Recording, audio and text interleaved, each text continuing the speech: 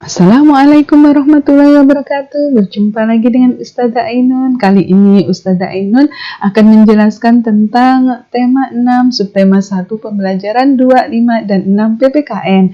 Tapi sebelumnya Ustazah tanya nih, gimana kabarnya nak? Masih semangat dalam pembelajaran online-nya? Masih semangat dalam mempelajari video-video pembelajaran yang sudah Ustazah sampaikan di classroom?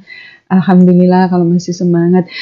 Untuk hari ini kita akan bersama-sama mempelajari tema 6 subtema 1 pembelajaran 2, 5, 6 dan PPKN, yaitu tentang menyebutkan aturan di sekolah, menjelaskan akibat tidak mematuhi aturan di sekolah dan manfaat mematuhi aturan di sekolah. Tapi sebelum kita lanjutkan, mari bersama-sama kita membaca basmalah sebelum belajar dimulai. Bismillahirrahmanirrahim. Nah, kenapa ya kita harus belajar tentang aturan di sekolah? Nah, supaya nanti kalau kita sudah sekolah offline, itu anak-anak bisa mengerti apa aja sih aturan di sekolah kita, ya nak ya. Apa aja yang tidak boleh dilakukan, apa aja yang menjadi kewajiban kita untuk dilaksanakan, dan apa saja sanksi-sanksinya jika kita melanggar aturan sekolah, ya nak ya. Dan juga apa manfaatnya kalau kita bisa mentaati aturan sekolah, ya nak ya. Nah, tapi sebelum kita lanjutkan lebih detailnya lagi, mari disimak dulu terlebih dahulu Ustazah akan sampaikan, yaitu satu firman Allah yang artinya, barang siapa mentaati Rasul itu, sesungguhnya ia telah mentaati Allah. Quran surah An-Nisa ayat 80. Jadi di sini sebagai umat muslim atau hamba yang bertakwa, maka kita harus menteladani, mencontoh apapun yang sudah dicontohkan oleh Rasulullah, dan juga kita harus taat, kita harus patuh pada hadis-hadis yang sudah diberikan atau disampaikan oleh Rasulullah, juga teladan-teladan perbuatannya, sikap maupun bicaranya dari Rasulullah kepada kita. Jadi sesungguhnya Rasulullah itu adalah benar utusan Allah yang menyampaikan segala firman Allah, perintah Allah. Nah, jika kita taat kepada Rasul, kita menjalankan semua yang dikerjakan Rasul juga sebagai bukti taat kita kepada Allah, maka kita termasuk hamba-hamba yang taat kepada Allah. Mudah-mudahan anak-anak kita semua menjadi hamba-hamba yang selalu taat kepada Rasul, juga kepada Allah. Alhamdulillah ya nak ya. Nah, sekarang kita lanjutkan ke materi selanjutnya. Nah, itu yang pertama, menyebutkan aturan di sekolah. Nah, aturan adalah tindakan yang harus dipatuhi dan dilaksanakan. Kita harus mematuhi aturan dimanapun kita berada, termasuk saat kita berada di sekolah. Ya, jadi banyak aturan di rumah ada, di sekolah, di jalan, di mana-mana kita berada pasti ada aturan. Nah, aturan di sekolah harus dipatuhi oleh semua warga sekolah. Jadi dari kepala sekolah, guru, penjaga, tukang kebun, satpamnya atau siswa-siswanya, ya semuanya harus mentaati peraturan sekolah yang sudah ditetapkan, ya nak ya.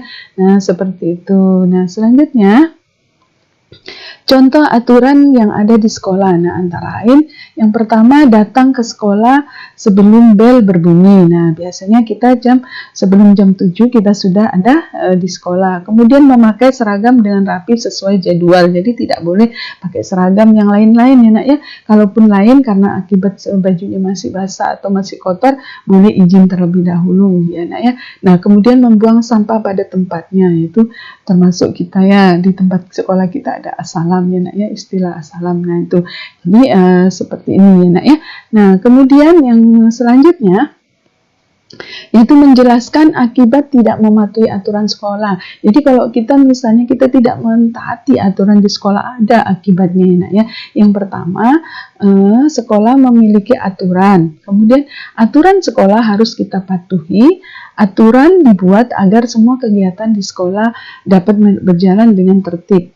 Tidak mematuhi aturan itu dapat merugikan diri sendiri atau orang lain. Jadi setiap sekolah punya aturan, ya nak ya, dan aturan yang dibuat oleh sekolah itu harus kita patuhi. Sedangkan aturan itu sendiri itu dibuat agar kegiatan sekolah itu berjalan dengan baik dan tertib sesuai yang kita inginkan. Dan jika kita tidak mentaati peraturan sekolah atau melanggar, itu berarti kita akan merugikan diri kita sendiri, baik juga orang lain, ya, untuk orang lain juga, ya. Nah, ingat itu, ya nak ya. Nah, itu. Nah, kemudian selanjutnya, nah ini perhatikan contoh yang melanggar aturan sekolah ini. Hari ini Jonas datang terlambat. Ia bangun kesiangan karena semalam menonton televisi hingga larut malam. Karena terlambat, Jonas tidak mengikuti pelajaran matematika ya nak ya. Nah, seperti ini ya.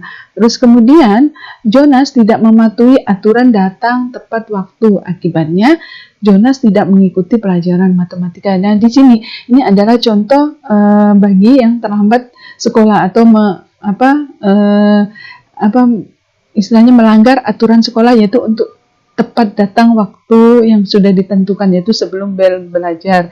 Nah, akhirnya karena terlambat ya Jonas jadi akhirnya ketinggalan. Nah, itu termasuk dan merugikan diri kita sendiri ya nak ya. Nah, seperti itu. Kemudian selanjutnya manfaat mematuhi aturan di sekolah, yaitu yang pertama, hidup menjadi lebih disiplin, hidup menjadi lebih bertanggung jawab, kemudian terhindar dari hukuman, dan keempat, dihargai oleh orang, teman dan guru, dan yang kelima, terwujudnya lingkungan yang damai, tentram, dan aman. Maksudnya, hidup lebih disiplin adalah kita sudah terbiasa ya nak ya, datang tepat waktu ya nak ya, jadi kalau tidak tepat waktu sudah nggak enak. Nah, itu termasuk disiplin diri ya. Kemudian hidup menjadi lebih bertanggung jawab, kita memiliki tanggung jawab untuk datang tepat waktu. Nah, itu termasuk yang juga bagian dari disiplin tadi ya nak ya. Kemudian terhindar dari hukuman, otomatis kalau kita sudah disiplin datang tepat waktu, kita tidak akan dihukum. Dan dihargai oleh teman dan guru, pasti teman dan guru juga akan sayang kepada kita ya, karena kita termasuk anak yang disiplin dan bertanggung jawab. Dan yang terakhir yaitu terwujudnya lingkungan yang damai dan tentram dan aman. Berarti karena tidak ada hukuman, karena tidak ada yang melanggar, berarti semuanya berjalan dengan baik kegiatan sekolah ya nak ya. Nah, sampai di sini apakah anak-anak bisa paham ya nak? Alhamdulillah kalau bisa paham. Kalau belum terlalu paham bisa diputar ulang video Ustazah Ainun ya nak ya. Mudah-mudahan bermanfaat. Mohon maaf kurang lebihnya jika ada kesalahan dari Ustazah menyampaikannya ya nak ya.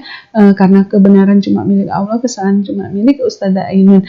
Nah, kita akhiri pembelajaran kita hari ini dengan mengucapkan hamdalah alhamdulillahirabbil alamin. Doa kafaratul majlis, subhanakallahumma wa bihamdika ashhadu an la ilaha illa anta astaghfiruka wa atubu ilaik. Jangan lupa kalau keluar rumah pakai masker dan juga bawa cuci tangan ya nak ya, biar bisa cuci tangan dimanapun berada. Terus tutup aurat dengan sempurna, jaga sholat 5 waktunya, jaga wudunya, jaga hafalannya, dan jaga akhlak dan adabnya. Ustazah akhiri wabillahi taufiq wal hidayah. Wassalamualaikum warahmatullahi wabarakatuh.